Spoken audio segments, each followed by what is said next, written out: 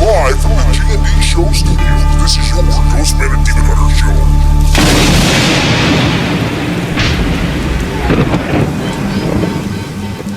Doesn't that sound exciting to you?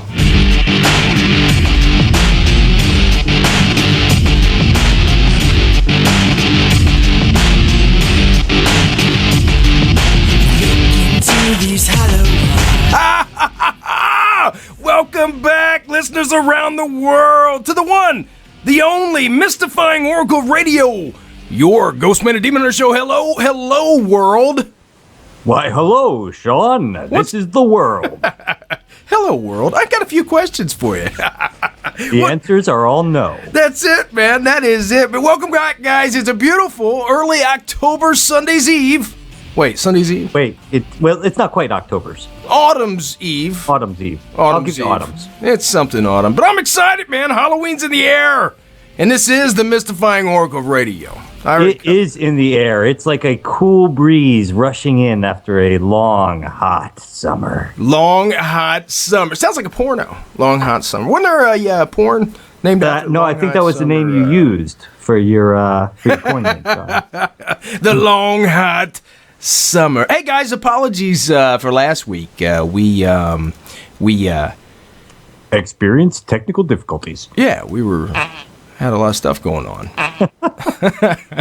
We did. We had stuff happen. We had a couple guests lined up. So tonight, we have your double header for you. We haven't done one of these in a long time, brother. It's been years, Sean. Years. Remember, it got to the point we used to have the double headers on all the time, and we said, you know what? With all these guests on, we don't get to talk. Yeah, you don't. It got real confusing. It did. You had everybody on there, and they would all talk at once, and you couldn't do it. But tonight's not going to be like that. We are under control now. That's it, guys. Hey, world, tonight's band, Demon Hunter, Redzilla. Redzilla, guys. That was those guys are amazing. I love their stuff. Redzilla, find out more about them guys at ReverbNation.com. Once again, the band's name, Redzilla. Where to look for them, ReverbNation.com. You can also check them out on Facebook, guys. You can check out our Ghostman and Demon Hunter show page. You'll see in our likes that they're on there, and also mine, Demon Hunter. But Redzilla, what a rockin' band. Thanks, guys, for the tunes. We appreciate it. You know, I hope they'll take this as a compliment, because it's the way it's meant. But it was quite a flashback for me there. It kind of gave me that 1980s Pat Benatar kind of feeling. Yeah, I think so. I think, how could that ever be taken as I don't know their musical likes and dislikes, but how could you sound that cool and not be a Pat Benatar? Because, I mean, let's face it, Pat Benatar, hot. She was hot. Pat Benatar. She was hot. Well, is she still kind of hot, ain't she? I haven't seen her around in a long time. She doesn't stop by the house anymore, really? So I don't know. Well, she stopped by mine. Biggie fries? Yes. Anyway, Pat Benatar. She stopped by yours with the summons saying, "Stop calling my house!" Yeah, absolutely. Redzilla, they did a big show, Nathan, for, they did like a Cemetery's Rockin' Nightmares or something last night in Greencastle, Indiana. So I hope you guys had a great time. Sounds like it was the place to be. Yeah, we helped old Sammy out a couple years back. We did the, signed autographs and stuff for him. Yeah. Everybody bow your heads for 2 seconds of silence for Sammy Terry. Absolutely. American legend. Indiana legend, man. Indiana. Well, I only say 2 seconds. He deserves more than that, Sean, but you know, in radio, you can't have more than 2 seconds of silence. Right. He was amazing. We had him on a couple times. And, we played that. We had a whole tribute show to him. What a great passing of a legend, guys. Passing of a legend. But what's going on, Demon Hunter? Like I was saying, Halloween, guys. Our favorite time of the year. All you freaks out there, especially for this dark show that we put on here. It's in the air, man. I could smell it today. The leaves. I couldn't help myself this week, Sean. I was out pulling out the cemetery, putting it out on the front yard. So there's a graveyard in my front yard now. You pulled out a cemetery? Isn't that yeah, I keep a whole cemetery in stock just for the front yard.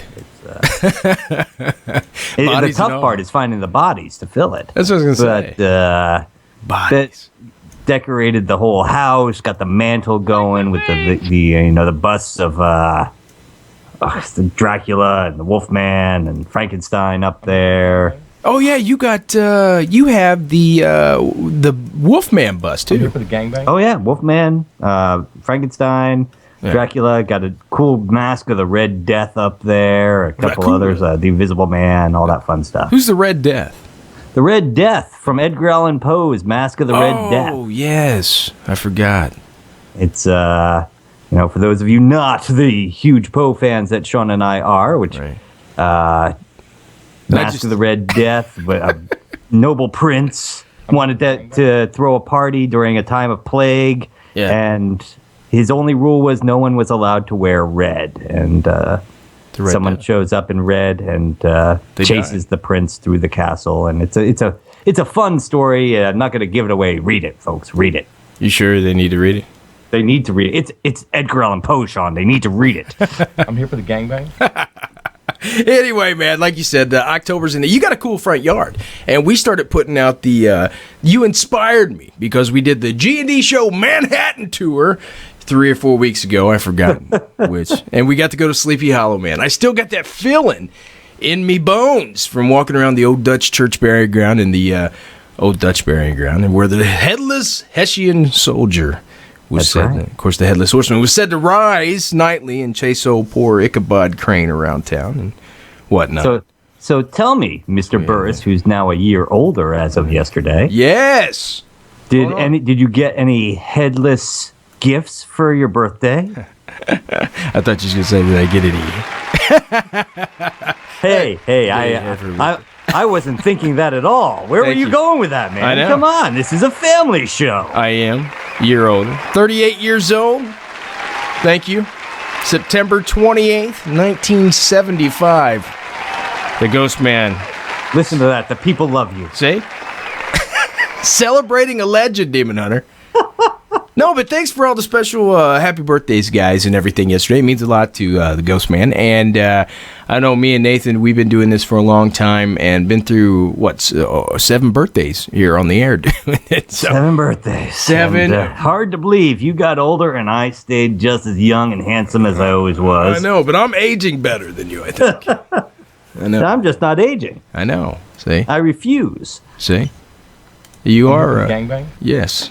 Gangbang. Everybody at work is pretty sure that I'm a clone. Yeah. Because I've done so many stupid things over the years that should have gotten me killed. They're pretty sure I've actually died several times over the years, and they just keep replacing me. Oh, shoot.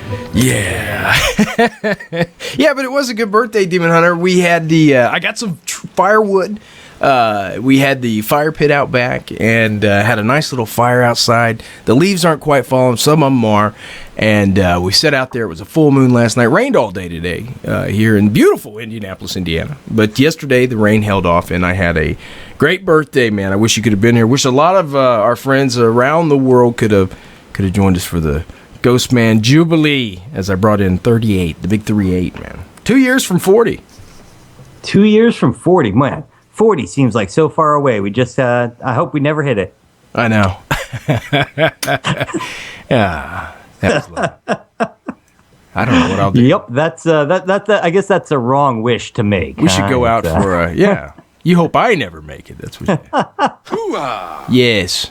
Thank you. Yes, then I'll just sit back and collect on all the dividends from, the GhostMan and Demon Hunter show. I am noticing, though, that I'm getting hair in places that I never had it before. Well, that's called puberty, Sean. Well, it happens yeah. to every young man. But, I got that. But what I was talking about is today I was standing in the bathroom mirror, and I was doing my hair, I was making sure that it's perfect, as usual. And I noticed there was something sticking out of my ear. I was like, holy cow, man, it must have been 3 foot long. I mean, it was sickening. And it was real fine, and I couldn't comprehend. You sex demon! I had this long hair coming out of my ear, so I had to get ear trimmers now. So I got to trim. Yeah, beard. That was your birthday gift, ear trimmer? Oh, my God. I guess Stacy was trying to tell me something. I was like, oh, no way, man. I got ear hair. No. Thank you, Jed. Just like my dad, So I'm up there now, Demon Hunter. I'm up there. But, birthdays, every year when I have a birthday, I go into like this deep reflection mode. And I don't really reflect on anything. It's just like everything slows down, especially around this time of year. You ever notice it? Reflection mode without reflection. Without reflection. A book by Sean Burris. All reflection, but no reflection mode. Or all it's reflection. A vampire reflection mode. Yeah. Scotty, beat me up. All right. So I did. I started reflecting on the Big 3-8 and where we are in this life's path. And I've dedicated myself to another 7 years on the air, Demon Hunter. Another 7. Another 7. I think I can make it. I'm going to try. You think I can make it? I don't think you will. It'll be the GhostMan and the Ghost of Demon Hunter show. That's right. The Ghost. It'll just be the Ghost of Demon Hunter show. Ghost of Demon Hunter. The GhostMan, Sean B. Yeah. Anyway, hey, we got to move right along. We're at 7:13, guys. Oh my gosh. Yeah, we got a double header. Demon Hunter. Yes, Mr. Burris. Listeners around the world. Tonight's guest. Dun, dun, dun.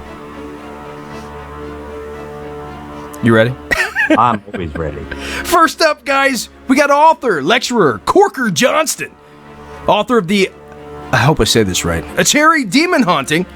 It's the true story of Paranormal Case 263.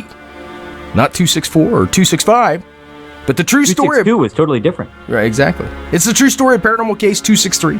He's going to stop by and tell us about the real-life close encounter with the demonic force that he had on a case, man. I'm excited about that. And Corker's a great guy. Absolutely. A little bit later, guys, on our doubleheader, we got Amy Hollaman. She's coming by, guys. She's from Terror Behind the Walls. Director and character actor for Terror Behind the Walls at Eastern State Penitentiary. We're going to find out what it's like to work at one of America's largest haunted attractions and real-life haunted prisons. Huh? Tonight on your Ghostman and Demon Hunter show. It's exciting, Sean. It's exciting. We got a cherry demon haunting. There's only one way to say that. A cherry demon haunting. A cherry. It's a great book, man. It's went up to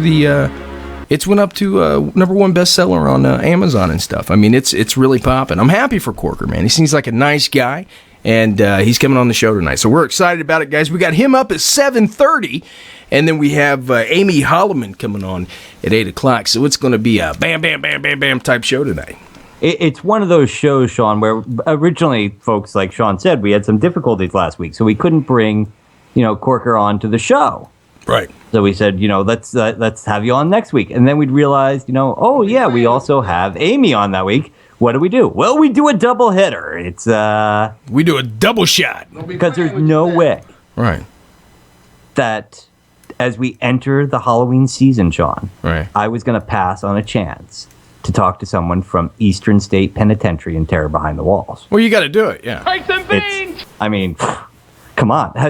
I mean, you and I love that old history of America. Oh, my God, yes. It's the first prison ever built in America. It is. Well, the first penitentiary, the first long-term prison. Wasn't that the place I'm here for the gangbang? that Al Capone was in? Al Capone did spend, I think, 2 years in prison there, and he had his own special cell, separated from the rest of the inmates. He was a special guy. Oh, good grief. He was. Charlie Brown thinks so. Anyway, guys, that's tonight's guest, doubleheader. But Demon Hunter, since we're running a little bit short, do we want to do some news first, or you want to go into the special edition of G&D Legends?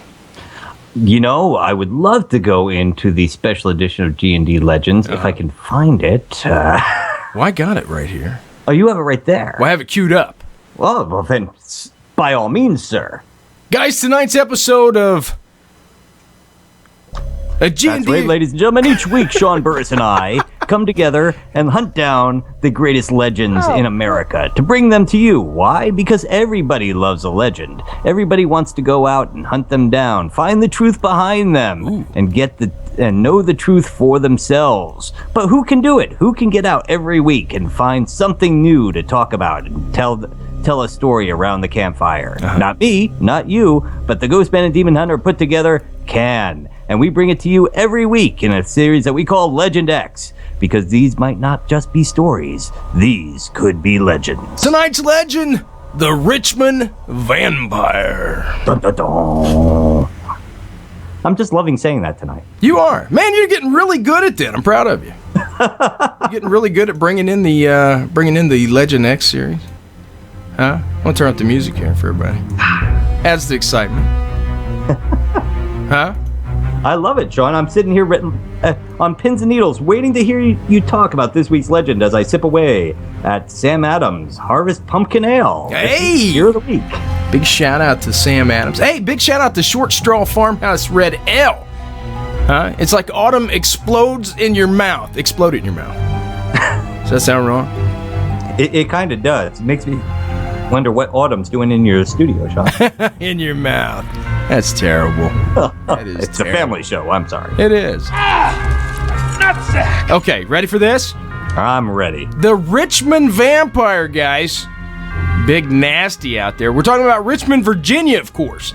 The Richmond Vampire, you could help me out with this one, Demon. I'm looking. He was said... Now, I seen the one guy that went out there. He was a paranormal investigator, and he decided to go out and research the Richmond Vampire. It's a legend from long time ago out there in Richmond, Virginia, about the vampire that would roam the area. And I don't know, was he killing people? Did anybody come up?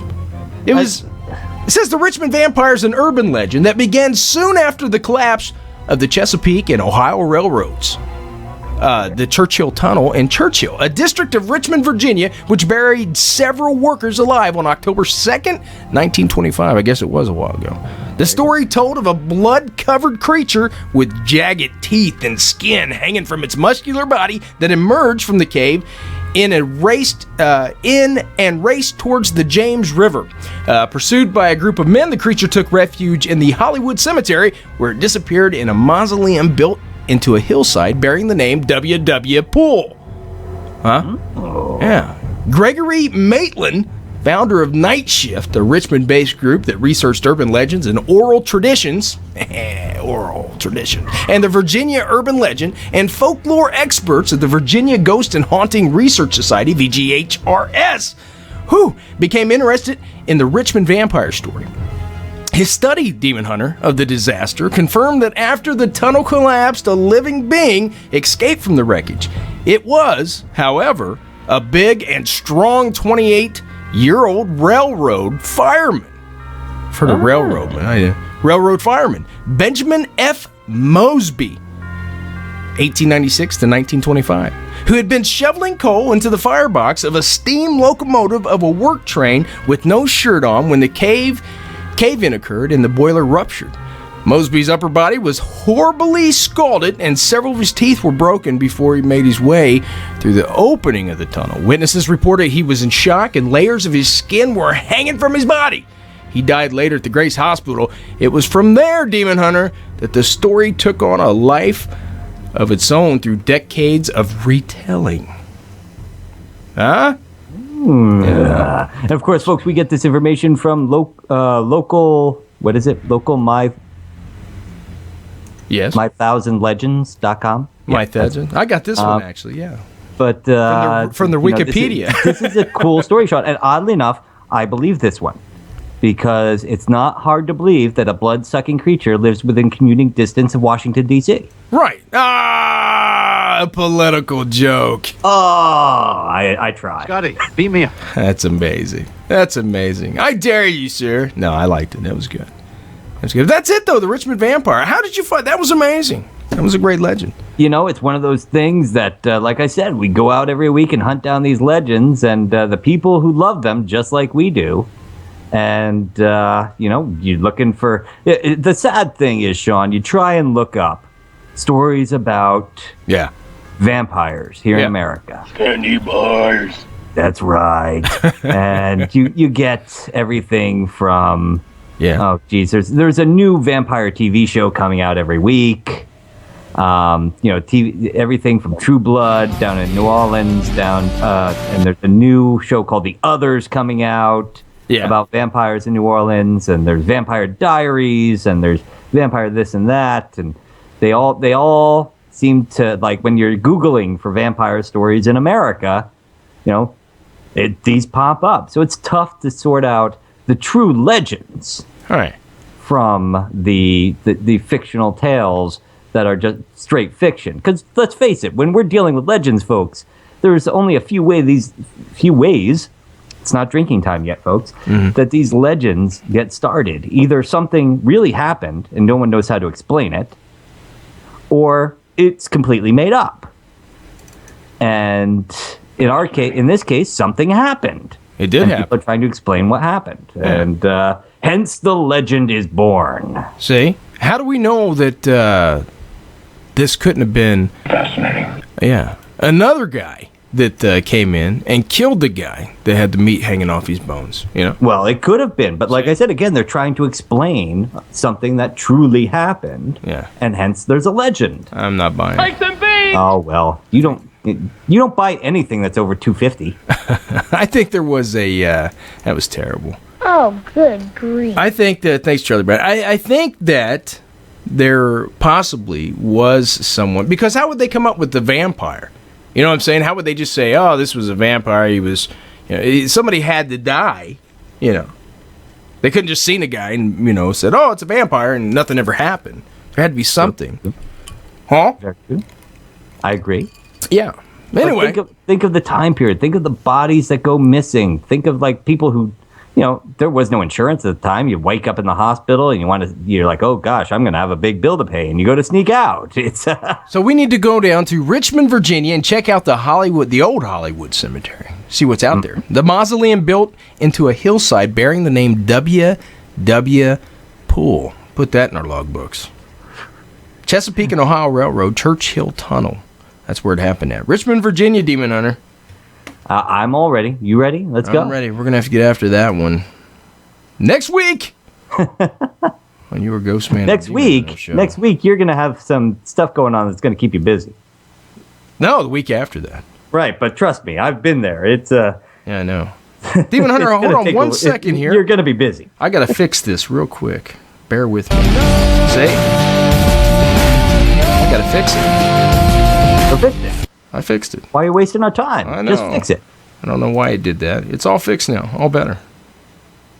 Sean, we don't really have time to do a lot of news this week, but I wanted to throw just some interesting news stories out there. Can we do that? We like to do that. Go ahead and do that. Abandoned gold bars found in a train station in Germany. Huh. Makes you wonder about that Nazi gold that's gone missing, huh? See? UFOs in Germany videotaped with night vision. Stocktoberfest naked haunted house booed by Pennsylvania town. Oh, the naked haunted house. I've been seeing that. Everywhere. Yeah, it's apparently it's not going to happen. I don't think it's. No one is more disappointed than us, they said. Our attorneys realized that the legal right of ours to have this, that we had the legal right to have this, but, okay, you can have a drink with that, folks, this is the news, but to prove in a court of law over months or years, it becomes a moot point. A moot point, there you go. So, that comes from the Huffington Post. They were for those of you who don't know, a small Pennsylvania town was organizing a haunted house that I guess if you made it through naked, yeah, that was the goal. It was part of their Shocktoberfest. But sorry, Sean, I know you were planning to get out here for that one. I was. But what are you going to do? Inconceivable! I don't know. I was ready to come out there, though. I seen the advertisements on my computer, on the internet. And I was like, wow. Let's face it, Sean, you were Googling the word naked, and it just came up. But they can't do that, because you have nudist colonies out there, I bet. Well, they're saying they have the legal right, but they'd have to go to court to prove it, and by the time they got done, it'd be past time to be able to do it. Yeah, well, so, yeah, mission accomplished, I guess. I guess, that's the way it works. Hey, besides that in the news, baby born with an extra head. Ooh. Hornets attack and kill at least 18 in China. Yeah. Man shot in the head by girlfriend resists treatment because he didn't seem to mind. Makes you kind of wonder about those vampire stories we've been hearing. It does. Might be another one. Mysterious treasure found on glacier. Okay. Superheroes battle it out over Vancouver. right. And where's the one that I was looking for earlier? There's now I've lost it. Oh, the crocodile flesh-eating drug. I seen that. In Arizona. You see the cat that had the nose growing on his forehead? He had lost his I mean, this stuff is insane. It literally eats you up from inside and Yes. redesigns your body. Demon Hunter, the hour's upon us, sir. Oh, well, that's the way it goes. That's it. But these stories and more, guys, we'll get more in depth into them next week. Like Demon Hunter said, this is our doubleheader, and this is your Mystifying Oracle Radio, Ghostman Demon Hunter Show. If you're just tuning in, guys, up next, Demon Hunter. I'm waiting. Up next, author of the book Kacheri Demon Haunting. I changed it there. Real life close encounter, guys, with the demonic. Corker Johnston stops by to tell us exactly what happened. The truth behind the true story of Paranormal Case 263, guys. That's our first guest up. And of course, a little bit later, Amy Hollaman from Terror Behind the Walls, guys. One of America's leading haunted attractions this year. Huh? Yes. That's it, guys. We're going to take a break. You're going to hear our band, tonight's showcase band, Redzilla, guys. Of course, you can find out more about them on ReverbNation.com, also on Facebook. Tonight's band, Redzilla. Demon Hunter? That's right. We'll be back right after this. We'll be right back, guys.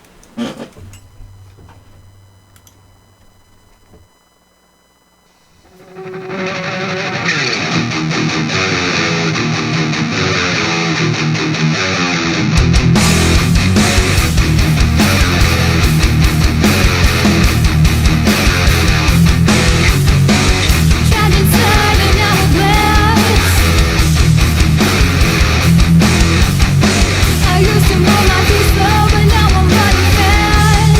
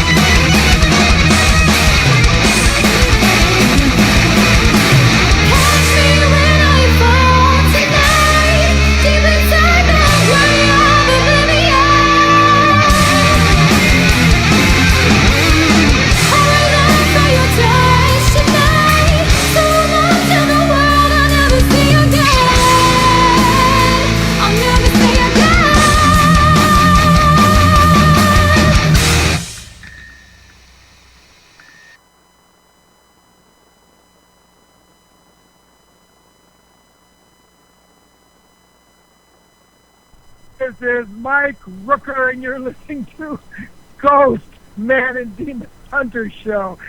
Enjoy yourselves. Oh my God.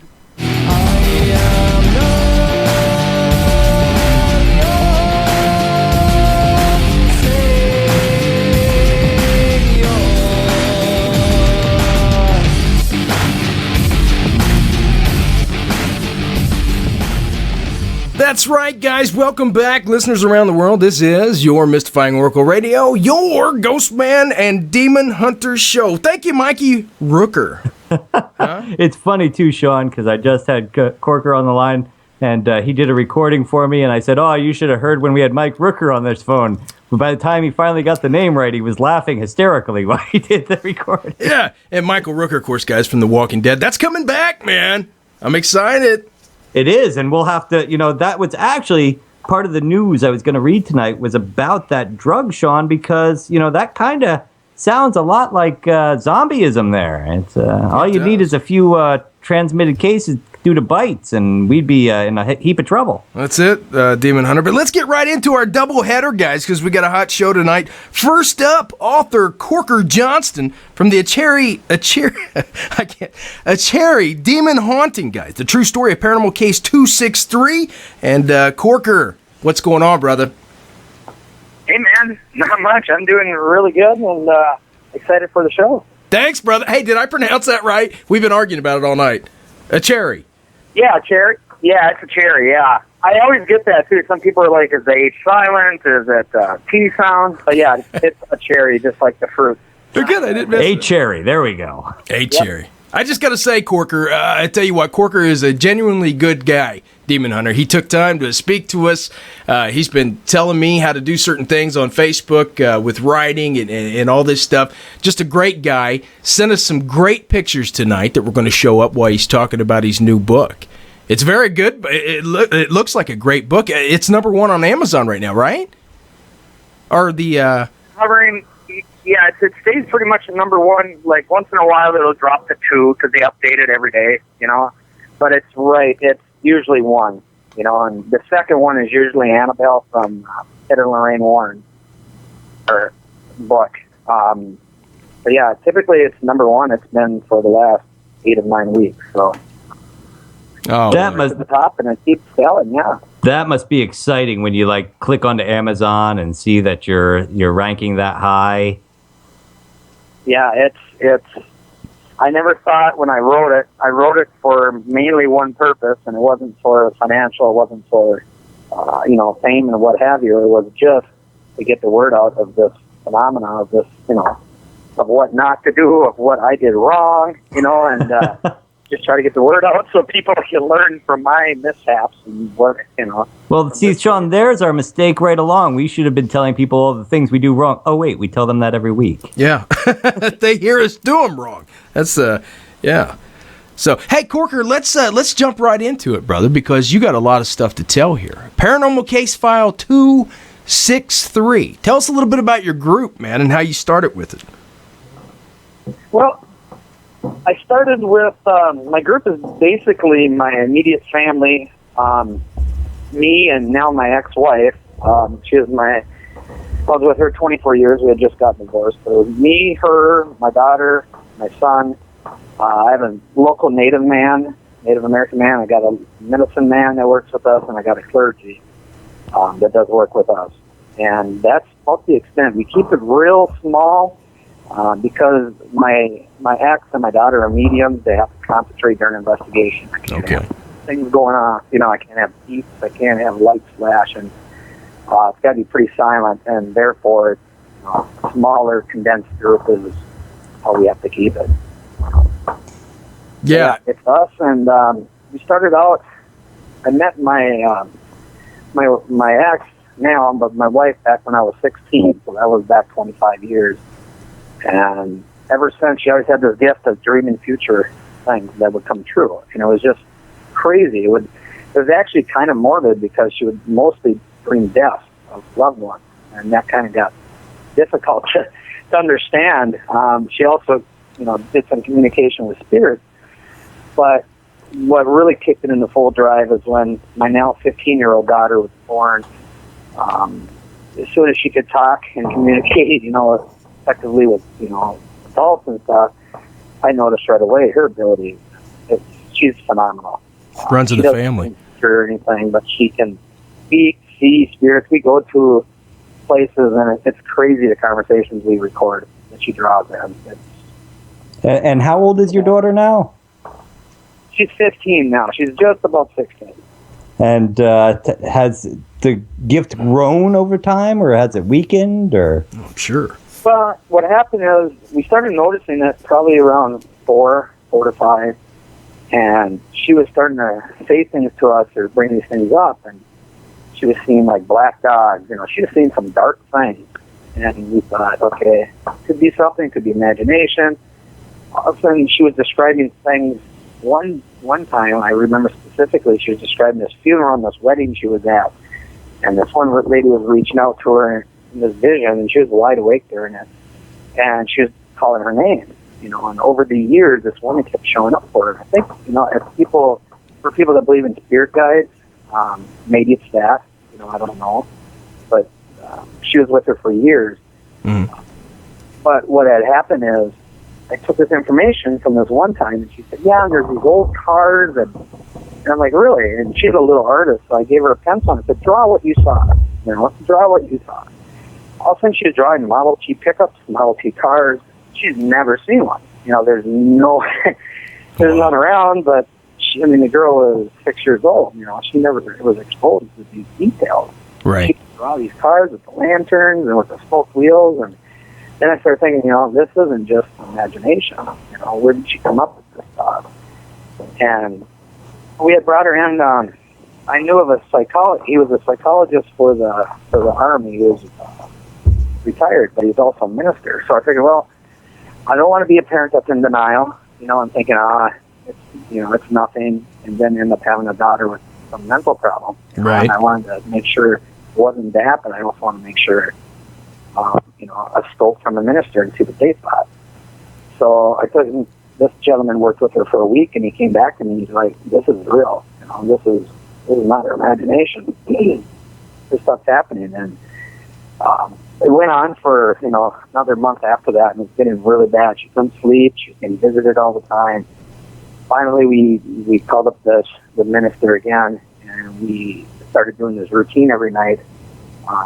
Mainly her and my ex, her mother, would pray the ability away, ask for it to be taken away by God. These prayers, and it actually disappeared within about a month or two, and it stayed dormant for years and years. There's no disturbances, no nothing. She hit puberty, and it went full bore. It was just bam. Oh yeah. All of a sudden, she was just bombarded. When I used to have a little bit of gifts when I was a kid, not much. But when I hit puberty, mine stopped. It was odd for me. But here she hits puberty, and it's like, wham, all of a sudden she's seen the neighbor guy who shot himself. Well, that's supposed she's describing this guy that he was dead in the 90s. Hey, Corker, that's supposed to be different for the girls, right? They say most poltergeist activity comes from preteen women, right? Females. What's that?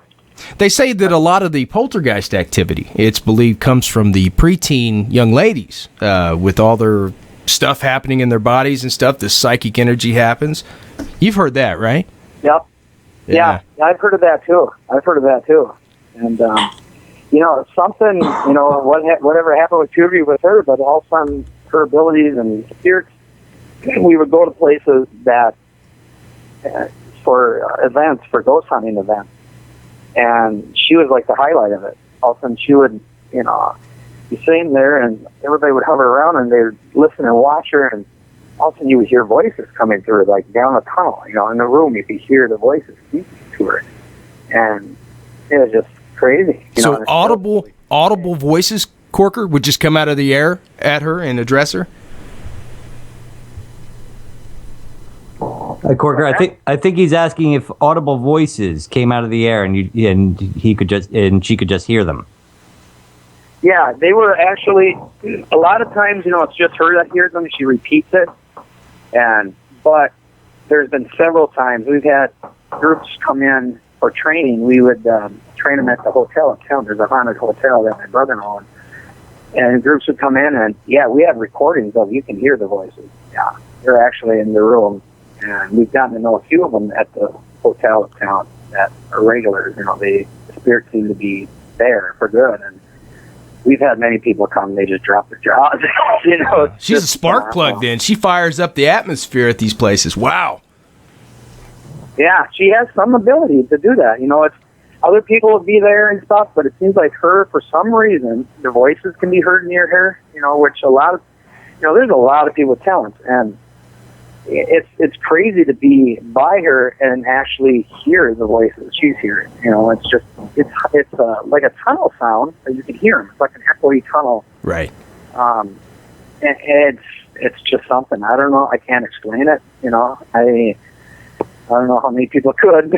Well, you know, just unbelievable. Corker, getting into the book, because, you know, it kind of reminds me of Jaws. You said a cherry demon haunting. You could say ghost, you could say demon. It's kind of like with the movie Jaws. You know, they say, you yell barracuda, everybody goes, huh? What? You yell shark, we got a panic on our hands.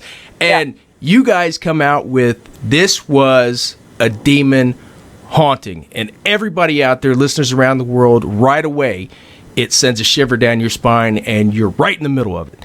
And, you know, what happened? How did it come about with Paranormal Case File 263, man? Well, what happened is, there's a local case, and it was actually taken on pretty unprofessional because it was a friend of a friend of a friend type thing. Just outside of the town I live near today. And what it was is a person had contacted me, and he had said, you know, we've had this spirit in our house over the generations. It's a girl that comes through, a young lady, and we just want to identify who it is. You know, it's a peaceful spirit. You know, that's all he would say. Like a little girl, nice spirit, we just want to identify. So instead of doing a whole bunch of historic stuff on it, because I've lived there all my life, I've never heard of anything, you know, crazy in the area up at the river. I've never heard, you know, any families reporting anything. I just like, well, he goes, can you come this weekend? I'm like, yeah, sure. You know, that's fine, because all I got is a concert of telling my daughters in, and afterwards we'll drive out, and he said the house would be ours for the weekend. And so it was just an innocent, you know, setting up. All we used for equipment is some recorders. I used a couple high-8 camcorder night visions. I used a few VHSs, because what we find is when you're catching things on high-8, it seems like the VHSs with the old style tapes go haywire. When you line up the timing, it's always at the same time. So it's kind of a good, for us, it's what do you call it? Like a confirmation when we're revealing the video. Yeah. So that's how we have for setup. You know, it's just basic, couple candles. I do a routine when I start off the investigation. Saying was there, you know, my permission of the owners. You know, I address who we are. You know, it was just an innocent investigation. But what had happened is, we went through a private investigation during the week. I did just a quick interview with the owner, and one thing I noticed right away, we got out of the car, and these ferocious dogs by the driveway. There's a kennel that allows them to get right to the driveway, and then the dogs can go towards the barn and go into a doghouse that's attached to the barn, kind of. Mm-hmm. And as soon as we got out of the car, bam, you know, they're just like they're going to chew through the cage. And didn't think nothing of it. Thought, okay, some older people, some watchdog, that's great. And we did the interview, and that night when we came for the investigation, that Friday night, the dogs were just quiet, you know, eerie. It just seemed like everything was quiet out there. And we went on our way, but it was in the back of my mind, you know, when you get out in the country and you hear these dogs going crazy, and then also on a silent damn night, it was kind of eerie. And we set up for the cave for an investigation inside. You know, pretty easy, pretty quick. We knew the house already because we had visited during the week. And what had happened, how it all came about, is me and my ex were outside wandering the yard and the land, because there were specific spots where one had a child that was caught in the middle of the night, even in 20 below weather, at 2 or 3 a.m., staring up at the sky for no reason. He'd be in his underwear in 20 below, you know. Wow. There's weird things, you know, in the case. about these things, these reports from the family. Kid, as a kid, they'd stare at the sky, and then they'd come out and it's almost like they're frozen, and people had to shake them to wake them up. Yeah. So we were exploring these areas, and while we're outside doing that, my daughter and my son were inside setting up, and we were off to the left of the house, and then she had noticed. I didn't know at the time, of course, but she thought she noticed something out by her car. Some skinny person with a bigger hat or with a hat on or something.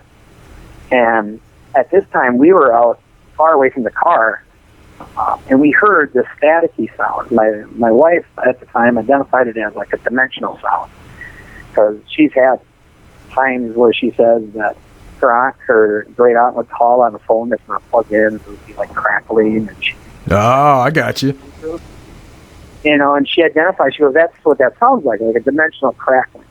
And it went by us. It was like, like a car, but it was like, I can't even do it right. That sounds silly, but it kind of went by us in a short distance towards the house. And I just thought nothing of it. It wasn't real loud. It was eerie, but it was pitch black.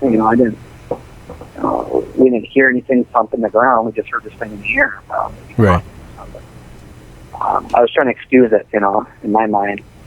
And a little bit later, like within half a minute, we started heading back to the house.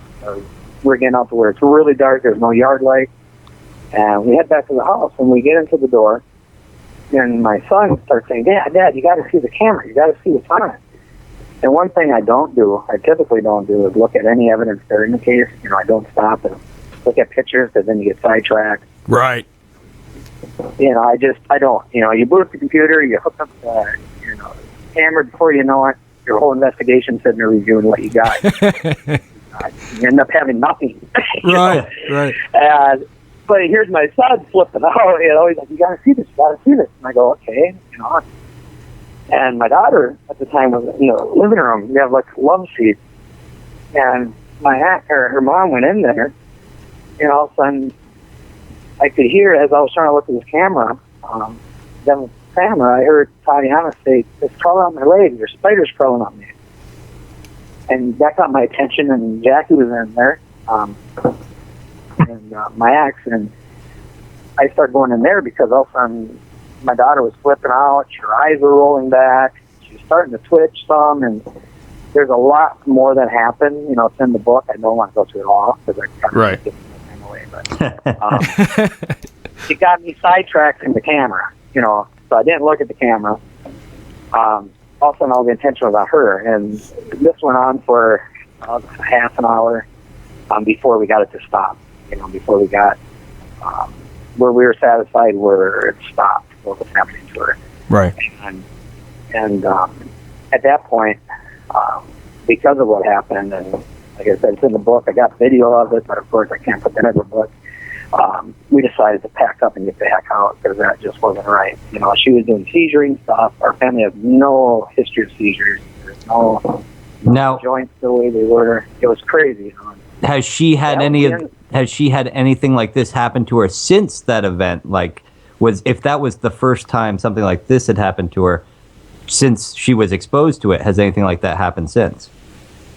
No, and I was expecting, kind of like those horror movies, even though they're as fictional as can be, you kind of have them in the back of your mind, kind of expecting, okay, now what's the kind of hell am I going to go through? But unbelievably, there was no residual afterwards. Wow. It was unbelievable. In fact, we got her home that night. The next day, and later that night, actually, she wouldn't go to sleep right away. She didn't know what happened. She had no recollection. The last thing she remembered, she said the spiders were crawling up her leg, and she heard voices. And voices she couldn't understand. And then that was it. That's all she remembered. So. It's kind of like a psychic overload, huh? Something just kind of overloaded her psyche. Yeah, it was something crazy. And well, then I go to talk to her more, after she calmed down. We're home, and she goes, "Yeah, there was this, this person." She goes, "Are you sure you guys weren't by the car?" To me, my ex. I go, "No." She goes, "It was a skinny with a big head, and I'm like, "Okay, one thing," I said, "Let's get this straight. I'm not skinny." First and foremost, and and her mother is shorter, and we were wearing jackets because even though it was April, it was chilly here in Minnesota that night, and there's no way that we could be what she described. Right. And then, I was talking with her and the son, and it was like, well, then the picture was caught. She goes, I went to look out the door, and I looked at the camera, and, finally, after we got settled down, and there was this picture that I forwarded to you for the show of this thing, this glossy-eyed looking thing, looking face-to-face with her. In fact, it even has the head turned just like hers. Now, Corker, that's the shock and all. That's the one that you sent me. I haven't showed the viewers around the world just yet because I wanted to go with you on this, and you tell me when to show it, and you can walk the folks through it. Yeah. Before I do that, the timing of all of this, when she had seen something at the car, mm-hmm. and when the picture was taken, when the timing on the camera, and then I talked to them, we came in right after the picture. So that noise we heard go by makes me think, that, right. what we heard, that was right prior to this. So part of me, there's more in the book that explains more. There's, got natives are involved in the book, clergy, I've got ufologists in the book, a bunch of professionals, a bunch of reports, MUFON reports from the area that I never knew happened because I lived there all my life. I never knew there were humanoid sightings there. There's a lot of things in the book that's really, really, when I was writing it, I mean, if I was the reader reading this, I would think, yeah, right. I would. I mean, there's things that it just doesn't, make sense, and it's hard to believe. Sure. So I was real hesitant on writing it, but I did it anyways, and I included all the evidence I could. The MUFON reports you can't argue. The picture, I got the original. If anybody wants to take it and run it through any system, I've already had it done. To prove it's the original, this thing. Okay, I'm going to go ahead and bring the picture up now, Corker. Bring the picture up? Yeah. Go ahead and run that picture. And folks who are listening on the radio, we're also available on Ustream and YouTube. You can check out the picture there, and Sean's bringing it up right now on Ustream. Absolutely. Corker, go ahead and walk us through it. I see your daughter's blonde hair, and then I see the wood frame of the window, and you take it from there, sir. You see the wood going up and down at an angle. That was the edge of the door. And so the door is completely open. You're not going through the glass when you're looking at the entity. All there was at that point was a screen door, it was a clear screen. Right. That was black nylon screen, so there was no reflection, there was nothing like that. And this is what we caught. And it's really eerie when you look at it. I sent it off to ufologists, I sent it off to people into the alien stuff, I sent it off to, now I wanted to be thorough, I didn't want to sit there and say, oh, it's an alien, or oh, it's a demon, or, sure, jump the gun. And, of course, everybody in their field, fields don't like to cross, it seems. Everybody's got this, most people, they're in the alien field. But believe me, Corker, we cross a lot of fields. They're all cross with us. Yeah. So it's... Yep. And, but there's so many, that they're persistent in their field. And I was getting that a lot, from these pros in the field. And what they said, that's in the book as well, their opinions and everything else. It wasn't until I got a medicine man involved that things were making more sense. That Chippewa medicine man. Prior to that, I was getting pulled one way or another, a Catholic minister, priest saying what they thought, of course, the whole demon. But then there was more peculiar things that happened to us personally around the case time that kind of charged it to be more than just a demon encounter. I called it, one thing I wanted to say too, I called it a cherry demon encounter, or cherry demon haunting. Mm-hmm. It's initially going to be called a cherry encounter.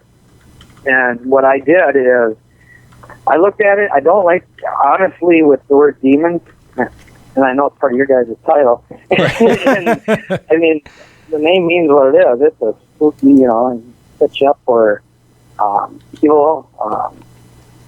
And the thing is, with this, I wanted to call it just an encounter, but I also had to grab an audience. You have to have people realize, what do they think of that dark, negative entity? Because that's what it was, regardless of what you want to label it. It was, anything that did what it did, my daughter, is not, God-giving. Right. So I came up with this name. But don't be fooled by the name. Right. Now, Corker, I tell you, brother, I got to apologize because we're running out of time, and I could go on for weeks with you. Oh, believe me, I'm listening and going, I wish we had you for another hour. Yeah, yeah. But, Corker, we're going to have to wrap it up, brother. Where can they find your book at? They can find my book. It is everywhere, absolutely. But easiest is Amazon, because on Amazon, you can get paperback, you can get a Kindle, you can get the app, so you can put it on your Android, your iPhone, your computer. It's all downloadable for all the devices, everything, right off Amazon. It's at Barnes & Noble. It's all over. It's been distributed everywhere. It's in many bookstores, too, that you walk right into. You don't have to be online. Libraries are starting to load it. It'll be at libraries that are, alone.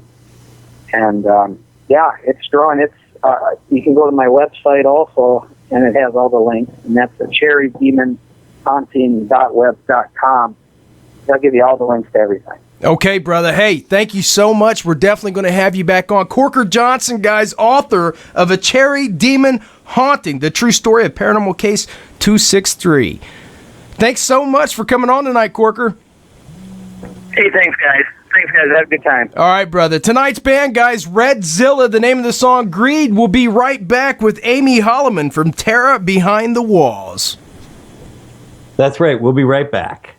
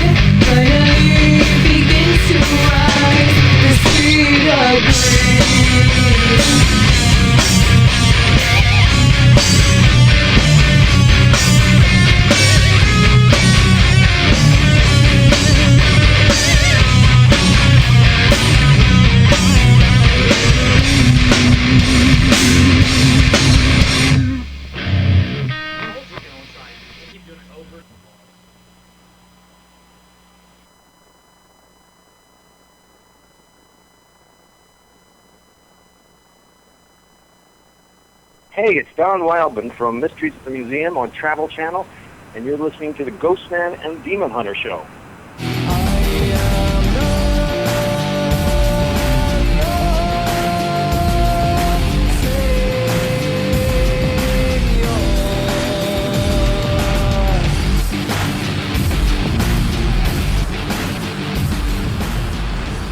That's right, guys. Welcome back, listeners around the world, to your Ghostman and Demon Hunter show on the doubleheader Sunday night. Huh?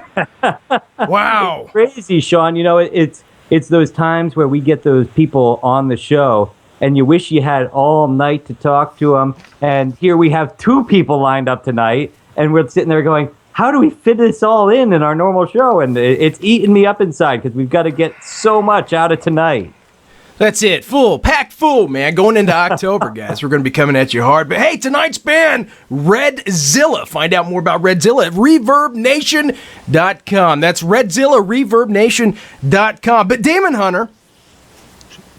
Ghostman. Tonight's guest from Terror Behind the Walls, guys. From Eastern State Penitentiary. Director, character, actor, Amy Hollaman. Amy, what's going on? Hey guys, I'm so excited to be on the show. Finally, Halloween is here. Yes, spooky time. We've been sitting around talking all night about how we're just so thrilled that the our favorite time of year is here. We're decorating our houses, and finally you get to show the innermost self. I'm sorry, there was a bad Planet of the Apes line there, but. Your innermost self out for the world to see. Yeah, well, I'm so excited to talk to you guys. We just 2 weekends ago opened up our show down at Terror Behind the Walls at Eastern State Penitentiary, and we're really stoked. Do you know that much about Terror Behind the Walls, or should I tell you guys and your listeners a little bit about what it's like? Oh, start right off by telling. I mean, Sean and I are both Eastern State fans. I've been there several times myself. I've actually gotten to spend the night there, and awesome! Yeah, there's nothing like being inside those walls at nighttime. Yeah, you could say that again. Yeah. Well, so you guys know, but I'll tell a little bit for some of your listeners who maybe haven't heard of it before. Eastern State Penitentiary is a National Historic Landmark located in the heart of the city of Philadelphia, Pennsylvania. It once was home to some infamous criminals like Al Capone and Slick Willie Sutton, and it's now shut its doors. It no longer functions as a prison, but it's a historic site, so it's a museum. So people can come learn about the building. And then, so you might ask, well, what's Terror Behind the Walls? What's Terror Behind the Walls, Amy? Yeah. Go ahead, Amy. We just jump in from time to time. Jump in. I know. I'm excited to tell you guys about this. Well, Terror Behind the Walls is America's largest haunted house, and it's located inside of the massive castle-like prison of Eastern State Penitentiary. Mm. So what's awesome about that is that the building itself was built in 1829, and it's designed to be intimidating. It really was built so that all the Philadelphians at the time would see this giant castle and think twice before committing a crime because they didn't want to get locked up in there. So it's the perfect setting for a haunted house. In my opinion, it's the most unique setting in the world, and it's absolutely astounding to have a Halloween event there. I'm so happy to be part of it. Now, Amy, Sean, like I said, Sean and I, big fans of Eastern State. And like I said, nothing like being in those walls at night. And the average person can't get into Eastern State at night. So this is a unique opportunity to get inside the prison. That's correct. The museum is open, it's a 10-acre property. It's open all year round for daytime tours, where you can come learn about the history of the building from 10 a.m. to 5 p.m. But after that, the building's closed, and it's very quiet typically at night until the fall season. And that's when we have 29 show nights where visitors from all over the world come to see this haunted house. So not only is it a haunted house that's filled with scares, filled with actors, Hollywood quality costumes, special effects makeup, custom-made props, and animatronics. But you also, as you walk out of one attraction and are heading to the next, you're in the crumbling cell blocks of Eastern State at night. It's so cool, and I'm sure you guys know it's notoriously haunted. Oh, so yeah. People come to the haunted house just hoping that maybe they'll get a glimpse of something paranormal, like, while they're there. Now, is there any time, like any part of the prison, that you tell somebody, you're going to be, the headless inmate that's up in cell block number 16, and they look at you and go, oh, no, I'm not staying alone in cell block 16? Well, actually, most of our actors pride themselves on being very courageous, and they are. But there have been some experiences, yes, where people have said before, they've come to me and said, Amy, I don't want to be that spot anymore. For example, we have one attraction that's called Lockdown, that's in an original 1800s cell block, and it's where the zombie inmates have really taken over, created chaos, and the guards have lost all control. Well, this is located in original cell block 12. There's one scene where you go upstairs onto the second floor of cell block 12, and I've had over 4 different seasons, 4 different years. I've had actors come and tell me they don't want to be up there anymore. And I've said, what's the situation? What's going on? Yeah. And they've told me time and time again that they've seen the same thing happen, where they're standing at the end of the cell block. They can look down, they see all the cells, and all of a sudden they see a figure flying towards them down the cell block and making a screeching noise, halting, and then flying back down the cell block. Some people, they called it, one person said it was like a female ghost. Another person described it to me as a banshee. I mean, of course, I'm not an expert. I don't know what it really is. But the fact that actors told me this year after year, actors who don't know each other, it really crept me out that they could tell the same story. So, I mean, there's got to be something to that. It's a shame you can't capture it and put it on the payroll, Amy.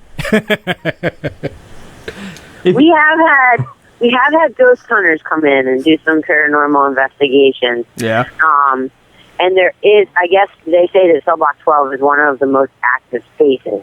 But you would think, like, during a haunted house where you have visitors playing, and we have 150 actors in the show inside the building every night, let alone the ones that we let out to terrorize the streets. Yeah. But just inside the building, you'd think with all that energy that you would never see a ghost. Because you always think, like, you're in a quiet space and a ghost creeps up on you or something. But still, like, there's been thousands of people who have lived or worked in Eastern State Penitentiary over its time frame, and there has to be some of that energy that has still been trapped inside the building. Well, has anybody ever come down after the haunted house and said, oh, you know what really freaked me out was that screaming lady up on cell block 12? I haven't heard visitors say that, and I think part of it is the fact that they're so busy, like they see, we have like these giant Tesla coils and actors popping out, startling them. So I haven't heard someone say anything particularly about cell block 12. But we often do have visitors who email us that their experience, photographs that they've taken. Sometimes they show orbs. Sometimes these, I mean, I'm not an expert, like I said. Sometimes it really does resemble like a shape of a face that was behind the door. And we try to think about, like, is there any reason we'd have an actor there? Or was there any reason we'd have a mannequin in that spot? And typically the answer is no. So again, I'm not an expert. I can't guarantee that what they captured was truly activity, but there's certainly people who come through and think what they saw was real, and you can't convince them otherwise. Now, Amy, when I was growing up, I used to love to, and you know, man, you've been in the field for so long. There's nothing like suiting up and scaring people at a haunted house. And I remember when I was younger, I was the Wolfman, and they put me in this caged area. And this place was supposed to be haunted. It was like an old gymnasium of an old school.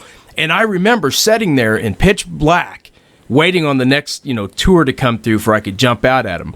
What is that? Because you know every nook and cranny over there at the penitentiary. So what's that feel like when you're down some lonesome hallway waiting on the next group to come in? You're down there by yourself. You ever had anything happen, popping off down there when you're by yourself, voices or anything?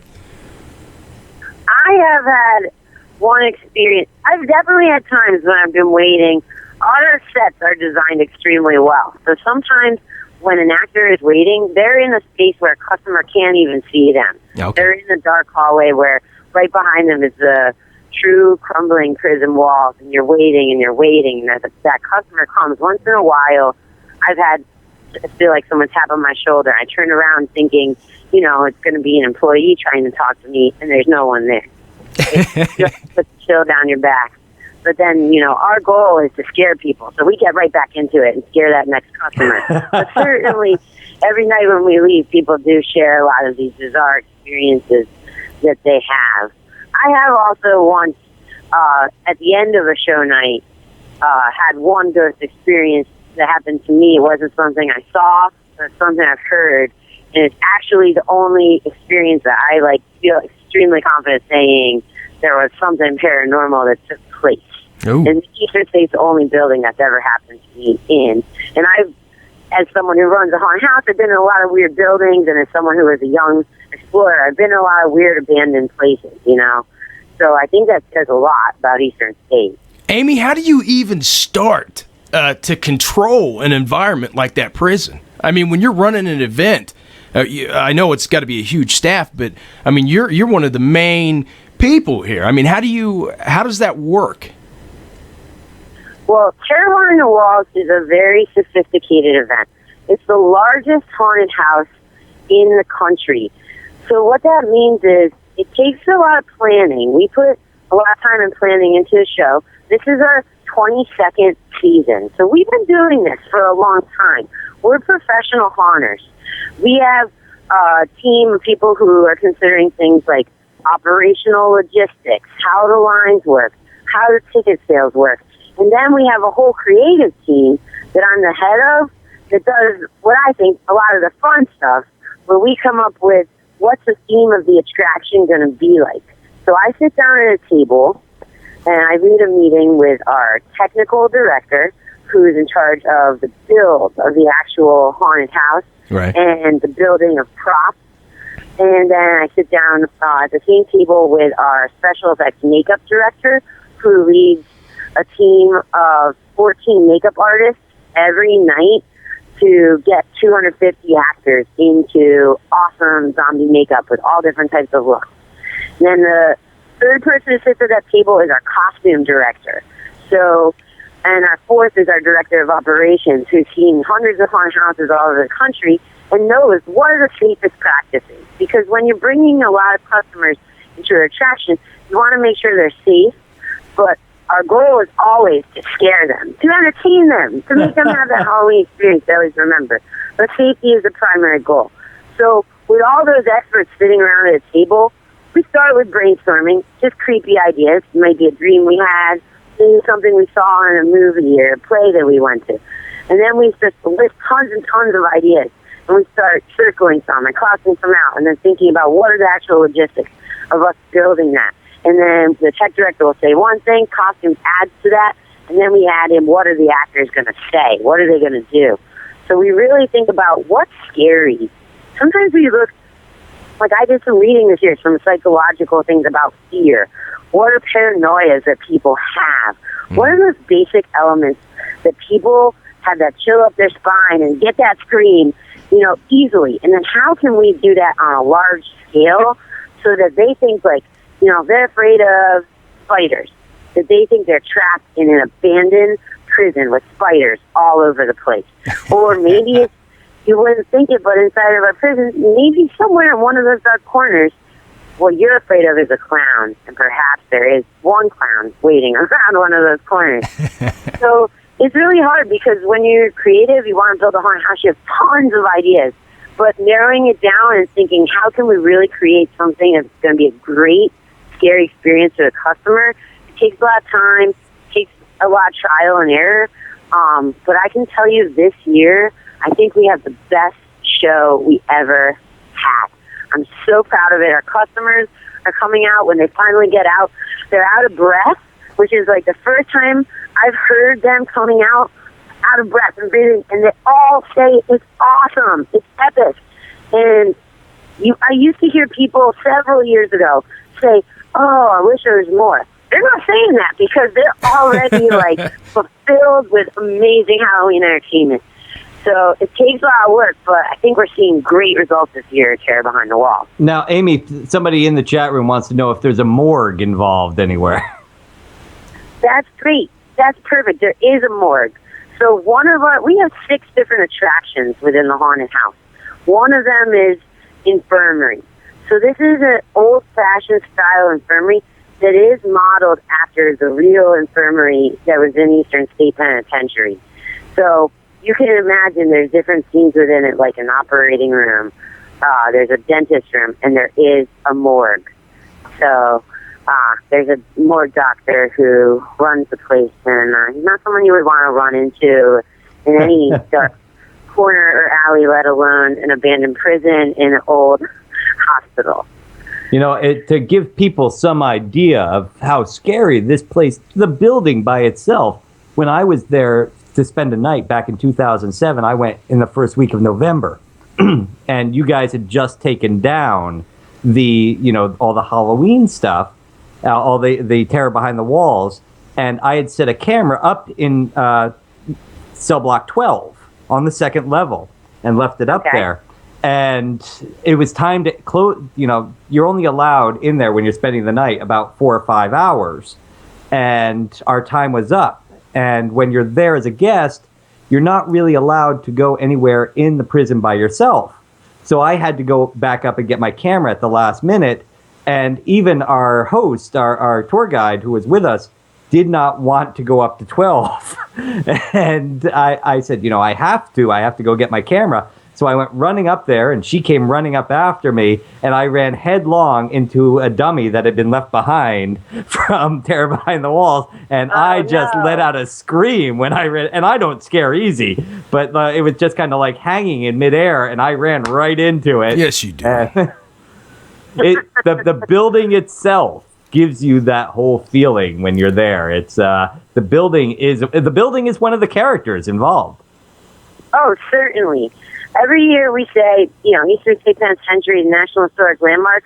We start off our Halloween season by raising 2 gigantic, they're like 300-pound, over 6 feet tall gargoyles. We lift them up and put them onto the facade of the penitentiary so that people know, although we still have our daytime tours during the day, Terror Behind the Walls is here. And you're going to come here for Halloween at night, and you're going to have a blast. Hey, Amy, how did you get started in this? I mean, were you a home haunter before you got into this? I'm sorry? Were you a home haunter before you got into this? How did you get into this field? Actually, I wasn't a home haunter, although when I was a kid, my friends and I would always build haunted houses and force our parents to build them time and time again. Oh, yeah. But I remember a lot of dried ice, a lot of Kool-Aid and blood, but that was when I was, in elementary school. The reason I got into this was, actually, I was really interested in becoming part of this haunted house because not only is it a haunted house, and I love Halloween, and I love to act, but also it's a fundraiser for the historic site. So Terror Behind the Walls each year raises 63% of the operating costs that allows the building to be open and be safe so that people like you guys could come explore it if you want. Oh, wow. So that was so cool to me. Like, I was like, this is a haunted house. It's a nonprofit that's doing something awesome and preserving history of our country, and I get to scare people? Awesome.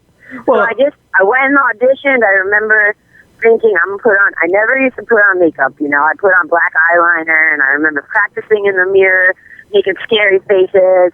I had no idea what it would be like to audition for a haunted house. And then I went, I auditioned, you had to give your best scream, do some improv as a guard, improv as an inmate, and really be able to look in someone's eyes and show them that you're not scared, but you're going to scare them. So I got hired as an actress, had a blast. It was the coolest job I ever had. In the following year, I became a manager, and I worked my way up the ranks to eventually being in this position I am now. So this is my ninth season with Terror Behind the Walls of Eastern State Penitentiary. It's definitely the coolest job I've ever had, and I hate to make everyone that's listening jealous.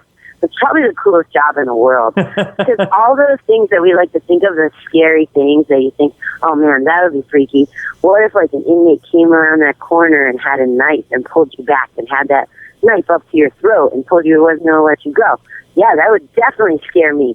You know what? I'm going to do that to thousands of people this year. Hey, have you ever got anybody went nuts on you, Amy, in there? Like, just started screaming and fell down. You had to be like, whoa, whoa, whoa, whoa, it's okay, it's okay. Yeah, we pride ourselves in dropping bodies. So that's what we call that. That's when someone's so scared that their legs fall out from underneath them and they drop to the ground in fear. And sometimes that's happened to me before. I do an inmate character that I call Knuckles. And I've popped out and scared people. They drop to the floor. And you try to, you want to make sure your customer's safe. So sometimes you'll go and you just ask, are you okay? And break character for a second. Yeah. And while you try to do that, you try to be nice. They're crawling on the ground and screaming and running away from you because you feel like a horrifying inmate. You can't help them. So we do have people throughout the show who are event staff who are actually around corners. They wear black cloaks, and they're there in case you get too chicken and they're scared and need to be escorted out. Which right now, we're having record numbers of people asking to leave about halfway through the show because we really put so much time and energy into changing up the rules this year and making it even scarier than ever. Man, I'm jealous, Demon Hunter. Amy's right. This has to be the coolest job in the world. When I was a kid, Amy, I used to draw haunted houses, and I would take those. Remember the old cardboard cutout decorations we used to have? I used to hang them all over the attic and have my parents walk through. I used to try to do that too, man. It's funny because you get this stuff going on, and like you said, this raises the money, over 60% of the money each year to keep this place running. And when Eastern State first closed down, they almost ripped the whole thing down and turned it into a strip mall. That's true. It's so sad. As someone who I really enjoy history, and I'm someone who's so proud to be American, and this country we're a young country compared to places like continents like Europe that have been around for a lot longer than us. It's important that we maintain our buildings so that we can remember from what we've done in the past. Absolutely. Eastern State Penitentiary's mission is to allow people to walk through the building so they can learn about the history and think about some of the challenges that the founders of the penitentiary faced and how does that apply today. This is so important. If that building were knocked down, we might eventually forget what were the great things that happened here, what were the mistakes, and how can we as a society think about that and evolve in different ways. It's such an important building, and that's why it's a National Historic Landmark. And then if you're someone who likes scary things or interested in just prison content, it is so cool. I'm not someone who knows that much about architecture, although standing in the building is astounding. Hearing some of the different stories about the inmates who live there, the guards who work there, that's the coolest thing ever. And I didn't even tell you guys, our audio tour, You Come On Daytime, is narrated by the actor Steve Buscemi from Boardwalk Empire. But he's talking in your ear the whole time and telling you, turn to the left and walk down cell block 9. Now, Steve Buscemi by himself would scare me, but... Yeah. Hey, did you guys... Hey, Amy, what was that movie that he was in where he cut his mom... She came back as a zombie. Remember that? And he had to cut her head off and her arms and all that? Oh, geez. You guys remember what I'm talking about? Yeah, I don't know that one, Sean, but now I'm going to have to IMDb it. Dude, I was looking everywhere for it. It's a classic. Well, it's like a B-lister, but that's kind of movies I like anyway. What's your favorite type of movies? Besides, I know horror, but like B, slasher flicks, ghost. What is it, Amy? I'm sorry, I lost you for a second there. What's your favorite type of movies? Like horror movies, like slasher or traditional ghost haunting? Which types? Ooh, I like slasher films, but I also like some sort of like psychological fear. Like I really like Pan's Labyrinth. Ooh. It's a movie that I really like. But I also like Cabin in the Woods, where there's a little bit of like every horror lover gets to see some of those elements in that, and then all those crazy monsters that are like in every movie comes out. I'm a big fan of American Horror Story. Yes. I think that show is awesome. And obviously, since you're asking, Walking Dead's last season was like near and dear to my heart, being zombies in a prison, because that's what Terror Behind the Walls is. And I was like, this is so cool, because everybody loves The Walking Dead. They like this concept of zombies in a prison. They can come to Terror Behind the Walls and experience that for real. So That's it. I get to make people's dreams come true. And unfortunately for them, also their nightmares. Hey, sis, we got to get ready to close out. Where can they find out about ticket information and read up more about the Terror Behind the Walls? For tickets, you go to easternstate.org. Buy tickets online. Buy them in advance. That's the cheapest way, and that way you avoid the lines. easternstate.org. You can follow us on Twitter, which is terror@ESP. That's terror@ESP. And friend us on Facebook, because we post different things about the show all the time. It's such a pleasure talking to you guys. Oh, it's been great, Amy. Thank you so much. And again, Sean, you're getting married in a couple weeks, so we won't get down there this year. We're going to have to get back out there. We got to. Amy, you rock, sis. Have a great haunting season. All right. I hope I see you guys in Philly at Terror Behind the Walls. Absolutely. Have a good night. You guys, bye. Bye. Demon Hunter, the hour is upon us, sir. It is, and with all that horrible horror, is that allowed? Am I allowed to use horror that many times? I think you use that many. It is time for us to go and enjoy our own nightmares, because tomorrow Sean and I go back to the true nightmare, our day jobs. Cue music.